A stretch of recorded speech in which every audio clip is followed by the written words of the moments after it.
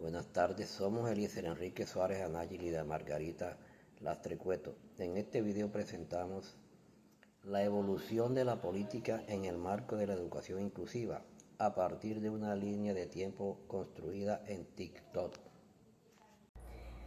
Organizamos la información por decenios y en cada década organizamos un ancla de inclusión y un ancla contextual. Además, relacionamos los avances internacionales con el caso nacional colombiano y mostramos cómo fue cambiando el concepto de inclusión. Iniciamos con la década de 1950 a nivel internacional. La Declaración de los Derechos del Niño en 1959 reforzó que toda la niñez debía acceder a la educación gratuita y obligatoria. En Colombia, el decreto 1955 de 1955 creó la INSI, lo que refleja una respuesta centrada en instituciones especializadas. Como contexto, la posguerra y la consolidación de la ONU impulsaron el lenguaje de los derechos humanos. Por eso, en esta etapa de inclusión se entendía sobre todo como protección y atención específica y todavía no como transformación de la escuela. En la década de 1960, la UNESCO y la ONU fortalecieron la idea de no discriminación con la Convención contra la Discriminación en la Enseñanza y con el Pacto de los Derechos Económicos, Sociales y Culturales. En Colombia, la Ley 75 de 1968 creó el ICBF, fortaleciendo la protección de la niñez. En este contexto mundial de derechos civiles y nuevas demandas de igualdad, la inclusión empezó a relacionarse con igualdad de oportunidades. Sin embargo, todavía predominaba un enfoque asistencial y la diferencia no era asumida plenamente como diversidad dentro del aula. En la década de 1970, la discapacidad ganó visibilidad pública, pero la educación seguía organizada desde la educación especial. A nivel internacional, la Declaración de los Derechos de los Impedidos en 1975 fue un hito importante. En Colombia, el decreto 1823 de 1972 y el decreto 088 de 1976 reforzaron la institucionalidad educativa especializada. Como ancla contextual, esta década estuvo marcada por la expansión educativa y por nuevos movimientos sociales. Aún así, la inclusión seguía asociada casi exclusivamente con discapacidad y con atención segregada, más que con una escuela abierta para todos. En los años 80, el debate pasó de la rehabilitación a la integración. El Año Internacional de las Personas con Discapacidad de 1981 y el Programa de Acción Mundial de 1982 impulsaron la igualdad de oportunidades y una mayor responsabilidad de los estados. En Colombia, sin embargo, continuó el enfoque de educación especial, visible en normas como el decreto 0034 de 1980. Al mismo tiempo, el contexto latinoamericano de democratización y derechos humanos preparó el terreno para los cambios de los 90. Por eso, en esta década, la inclusión se entendía como integración parcial, pero no como un cambio estructural del sistema.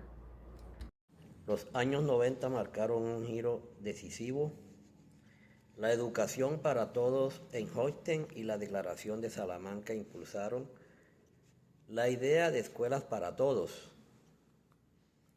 En Colombia, la Constitución de 1991, la Ley 115 de 1994, el Decreto 804 de 1995, el Decreto 2082 de 1996 y la Ley 361 de 1997 ampliaron el marco de igualdad, integración y atención a la diversidad. Como ancla contextual, la Constitución de 1991 transformó la lectura educativa del país. Desde aquí, la inclusión dejó de referirse solo a discapacidad y empezó a incorporar también diversidad étnica, cultural y lingüística, aunque todavía convivía con el lenguaje de la integración. En la década de 2000, la inclusión se consolidó como una obligación jurídica en el marco de la acción de Dakar y, sobre todo, la Convención sobre los Derechos de las Personas con Discapacidad de 2006 redefinieron la educación inclusiva como un derecho exigible, no solo como una inspiración pedagógica. En Colombia, la resolución 2565 de 2003, la Ley 982 de 2005 y la Ley 1346 de 2009 y el Decreto 366 de 2009 fortalecieron los apoyos y la accesibilidad. Además, el contexto de las metas globales del crecimiento de las TIC llevó a entender la inclusión como acceso, permanencia, participación y aprendizaje con apoyos. Durante la década de 2010, la inclusión dejó de verse como un tema periférico y pasó a ser un principio de transformación del sistema educativo. La declaración de Lichión y el ODS 4 propusieron una educación inclusiva y equitativa para todas las personas. En Colombia, la Ley 1618 de 2013, los lineamientos de educación superior inclusiva y el Decreto 1421 de 2017 precisaron responsabilidades y apoyo. Como contexto, la Agenda 2030 y los debates sobre la paz, diversidad e interculturalidad ampliaron la discusión educativa. Aquí la inclusión ya se entiende como eliminación de barreras, participación real y garantías de trayectorias educativas completas. En la década de 2020, la inclusión se articula con equidad, interseccionalidad y justicia educativa. El informe GEN del 2020 de la UNESCO insistió en que todos, sin excepción, deben estar en el centro del sistema educativo. En Colombia, los lineamientos del 2022, la Ley 2216 del 2022 y la Circular 024 del 2026 actualizan el enfoque de inclusión y equidad.